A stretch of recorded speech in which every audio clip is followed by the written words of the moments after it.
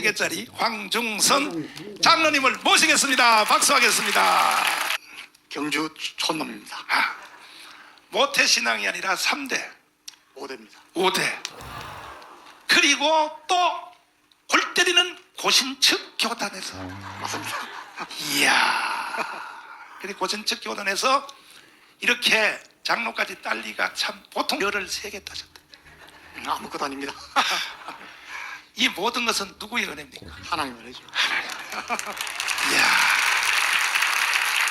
장로님이 연합사 예. 주한미군 연합사 거기서 근무하셨죠? 연합사 예, 대령 때도 근무하고 대형 때도 하시고 투스타 때도 투스타 때도 작전 참모 차장을 했습니다. 연합사에 작계를 만드는 걸 했습니다. 미군들하고 같이. 이야 근데 왜 장로님 오늘 모셨냐면 자 6.25 전쟁을 끝내자는 거지 이제. 평화협정 종전협정 그럼 이것이 곧 주한미군을 철수하자는 얘기고 그리고 전쟁 없이 통일한다 연방제로 이게 사기라고 이제 내가 계속 말하는데 사기 맞아요 그 말이? 아 그럼요. 예. 사기 맞아요? 맞습니다. 예. 그래서 우리 이충근 박사님이 이 박사님이 네. 계속 말씀하시는데 조금 군사적인 의미에서 제가 첨언을 하면은 네. 주한미군이 우리나라에서 주둔함으로써 가지는 가치가 사실은 돈으로 따질 수 없습니다. 그런데 최근에 미국의 유명한 싱크탱크에서 주한미군이 한국에 미치는 경제적인 가치를 한번 발표를 한 적이 있습니다.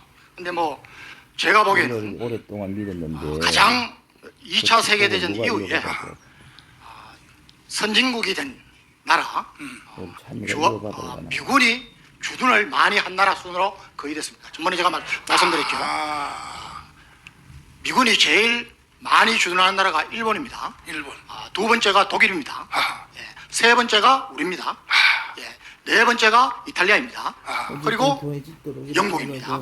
자, 그러면 전부 2차 세계대전 때에 전쟁을 겪은 나라인데 그러니까 전쟁을 겪었다는 것은 자기 나라에도 폐허가 되고 젊은이들이 전쟁에서 희생이 되고 그런 피해를 데미지를 입었던 국가들인데도 불구하고 전부 지금 세계 탑 6 안에 다 들어가 있는 겁니다. 그 사람들 안 되죠. 그런 걸 보면은 이 미군의 존재가 뭐 유럽의 나토와 바르샤바 조약기구, 우리나라 한미 동맹 마찬가지입니다. 미일 동맹, 미군의 존재는 군사적인 것도 중요하지만은 뭐 전쟁이 없어야 안심하고 경제 개발을 합니다.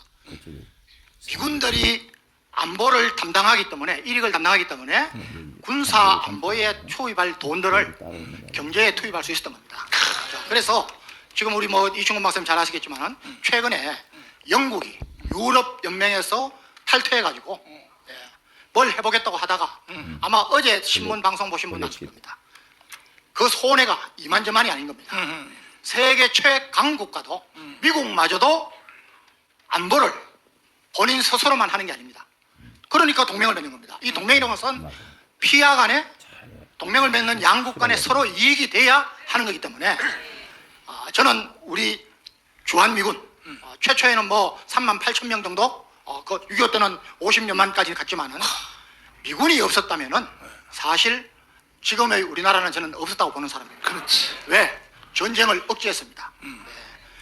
미군이 없었으면은 뭐 70년대까지는 북한하고 그리고 군사력으로는 비슷했습니다.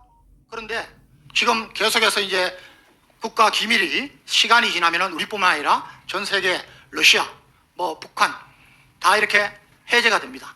그런데 해제가 되는 걸 보면은 그때 정말 절박했던 그런 상황들이 다 있고 북한의 김일성이나 또는 러시아의 소련의 스탈린 이 친구들이 어떤 생각을 갖고 있는가 지금 전부지에 차츰차츰 해제되면서 공개가 되는데 그걸 보면은 정말 주한미군이 없었다면 또 그 주한미군이 빠져나가지 못하도록 사실은 굉장히 위험한 그런 기회가 몇 번 있었는데 통찰력을 가진 우리 대통령 이승만 대통령 박정희 대통령이 주한미군을 잡아놓은 겁니다.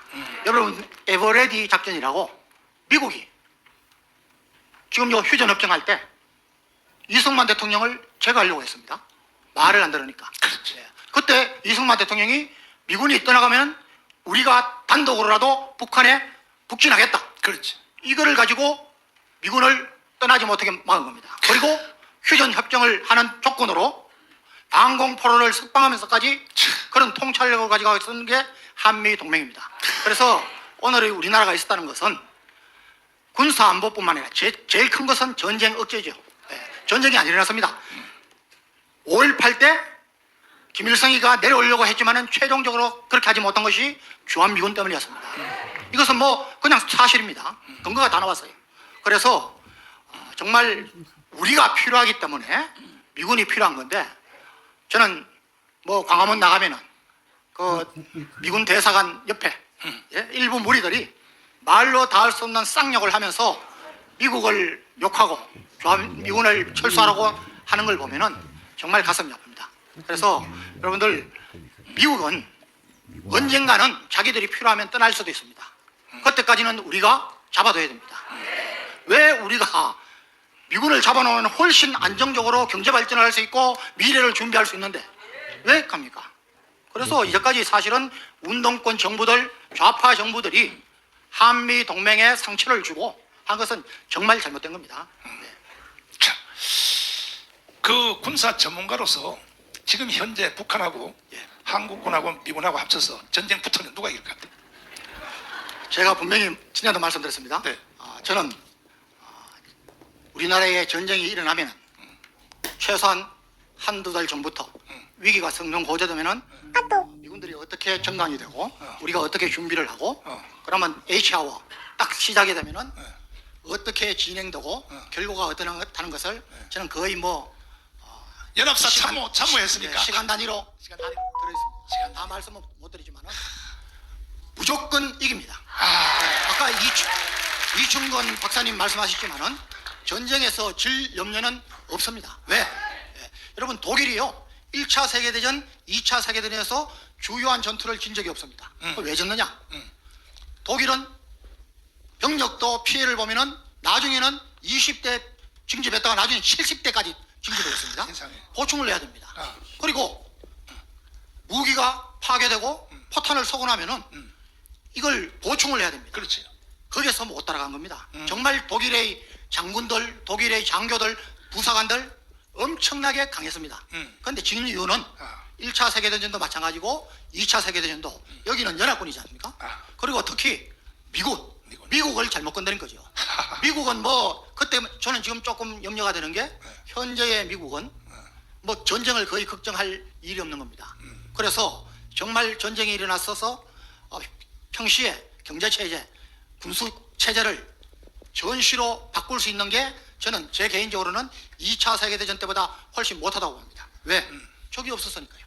그럼에도 불구하고 미국이 강한 이유는 전쟁이 24시간 중에 1초라도 이제까지 2차 세계대전 후에 단 한 번이라도 미군들이 전 세계 곳곳에서 전투를 하지 않는 게 없습니다. 그럴 정도로 실전에 강한 겁니다. 실전에. 공부 잘하는 친구하고 같이 붙어 다니면 그 친구는 공부 잘합니다. 논팽이하고 다니면 그 친구는 논팽이가 돼요. 우리가 지금까지 우리 한국군이 이렇게 성장한 것도 미국이라는 세계 최강의 군대와 함께 있었기 때문에 그들에게서 배운 겁니다. 그래서 정보 작전은 뭐 지금 거의 문제가 없습니다. 우리 단독으로도 잘 해요. 그럼에도 불구하고 전쟁 경험이 베트남전 이후에는 없습니다. 그런데 그것보다 더 중요한 것은 우리가 인사, 군수, 동원 면에서 이거는 우리가 우리끼리 한 건데 많이 약합니다. 그래서 미군하고 한국군하고 함께 있을 때, 주한미군이 있을 때 전쟁은 제가 보기에는 못 일으킵니다. 그 다음에 한국군만 남았다. 지금은 무조건 이깁니다. 그런데 이 박사님 말씀하신 대로 현대전은 무기체계 위력이 굉장하기 때문에 지금 뭐 하루를 다퉈서 선진국에서 우리가 올라가려고 하는데 전쟁이 일어나면은 맞죠. 북한은 물론 망하지만은 우리도 엄청난 피해를 받습니다. 다시 복구하는데 20-30년 걸립니다. 맞아요. 그 군사 기밀이라서 내가 민감한 거는 안 물어볼게요. 비밀 누설하면 안 되니까. 요 정도는 하나만 좀 말해요. 지금 주일 미군 있잖아요. 미군. 전쟁 나면 일본에 와 있는 미군이 사실 일본 때문에 와 있는 게 아니고 전쟁 나면 한국에 투입하려고 이미 벌써 한국전에서 절반 가까이 와 있는데 일본 있는 그 무기, 주일 미군이 가지고 있는 무기인 걸, 그 한국 전쟁이라면 며칠 만에 한국으로 투입됩니다. 그거 비밀인데 그거. 그거는 뭐 이렇게 좀 말씀드리겠습니다. 옛날하고는 많이 다릅니다.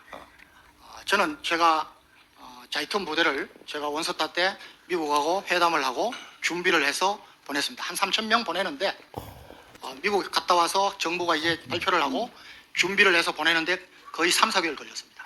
준비한. 그래서 지난번에 말씀하셨지만은 6.25 때 미군이 그렇게 빨리 들어올 수 있었던 것은 정말 기적입니다. 일본이 자, 지금 주일 미군이란 것은 아까 말씀드렸죠. 전 세계에서 미군이 주둔하는 기주 중에 가장 큽니다. 공군, 해군, 해병대까지 다 육군까지 다 있습니다. 그런데 뭐 옛날하고 달라서 물론 육군은 들어와야 됩니다. 저는 뭐 미국 육군이 그렇게 크게 정원될 그 염려도 없지만은 해공군은 사실은 거기서 있든지 괌에서 있든지 별 그게 없습니다. 그냥 들어오면 됩니다. 자, 그런데 북한이 자꾸 그러니까 우리나라에 해가 되느냐 해가 되지 않느냐 단순한 평가하는 방법이 있습니다. 북한이 계속해서 주장하는 것은 그거는 우리한테 해야 되는 겁니다. 자, 주한미군 철수하라. 이거는 김일성이 때부터 한 겁니다. 자주 하자. 여러분 제일 북한이 좋아하는 일이 자주입니다. 김일성이 때부터 지금 김정은이 때까지 하는 겁니다. 그 이유는 뭐냐? 일단 말씀하셨지만은 종전협정, 평화협정 되면은 유엔군이 여기 있을 가능성이 명분이 없어지는 겁니다. 그러면은 아까 이제 말씀하셨는데 군사력뿐만이 아니라 지금 우리 유엔군 사령부에 군사기지, 후방 군사기지가 일본에 다 있습니다.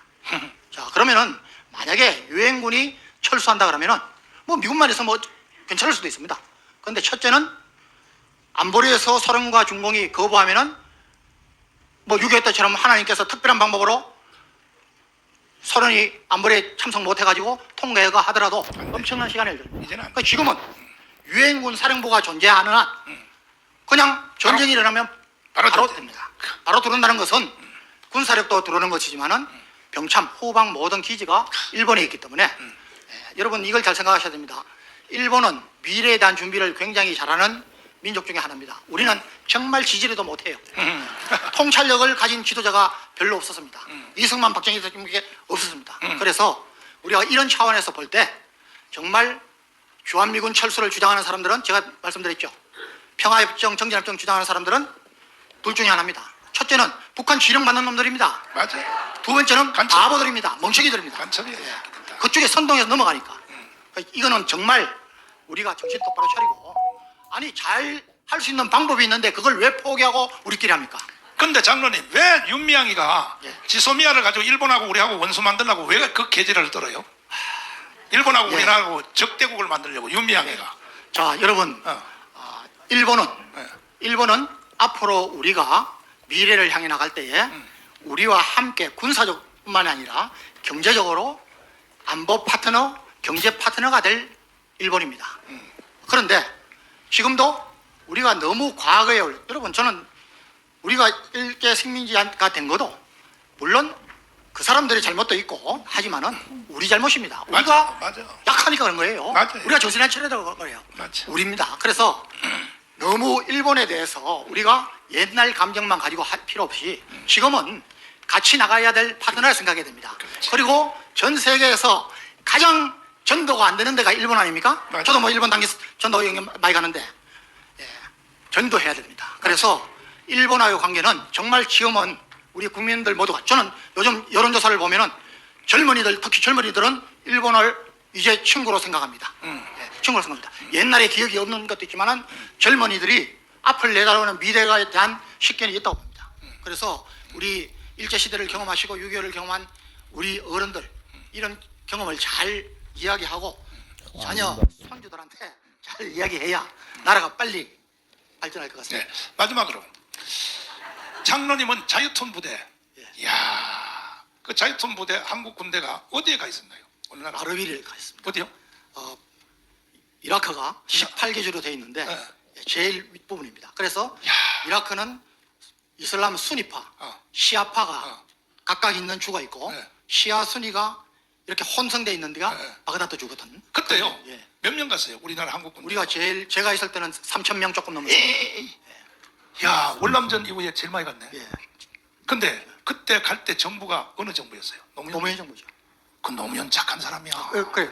노무현 저 진짜 노무현은 문재인이나 이재명하고는 결이 다릅니다. 달라요. 예. 좌파로 들어갔다가 나올 때는 우파로 나왔다 그래요. 노무현을. 뭐 다른 건 제가 모르겠는데 제가 또 그때 하여튼 가기 전에도 네. 합참에 있었기 때문에 NSC라고 있습니다. 맞아요. 거기에 가서 일주일에 한 번씩 가서 회의를 했는데 네. 그래도 정말 노무현 정부는 네. 마지막에 우리가 만약에 이라크의 파병을 끝내 거부했다면은 저는 한미 동맹에도 상당한 끝나버렸지. 위협이 있었다고 봅니다. 끝나버렸지. 그래서 노무현을 내가 분석해 보니까 좌파로 들어갔다가 나올 때는 전형하고 우파로 나와가지고 노사모한테도 버림당했거든. 나중에 대통령 말기 때 노사모가요 막 문재인을 노무현을 욕하고 했는데 장로님 거기 가서 안 무서웠어요 솔직히. 이슬람 나라에서 이거 제가 나중에 간증하면서 한번 이야기하겠습니다. 간증하면서 하나님이요. 제가 처음 가서 미국한테 회담을 하고 할 때는 다른 지역이었습니다.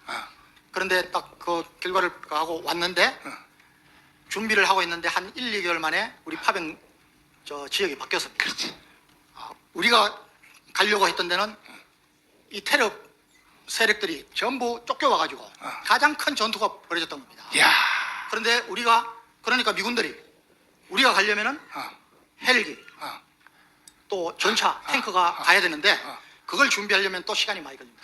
아니 근데 그래서 바꿨습니다. 아니 사모님 권사님이 가지 말라고 막 안 울었어요. 아이고, 여보 가지 마라 가지 마라. 뭐 그런데 이 간증은 짧은 시간에 안 되니까 저녁으로 이제 우리 장로님 간증을 하니까 세상에 이렇게 묵혀두면 되겠습니까? 반드시 우리 장로님을 국회로 보내서 국방부 장관 내지는 통일부 장관을 아멘. 반드시 만들어야 된다고 장국이 충분하고 힘차게 주장합니다. 아멘. 할렐루야. 겸손대 하시고요. 장로님 마음대로 못 살아 이제.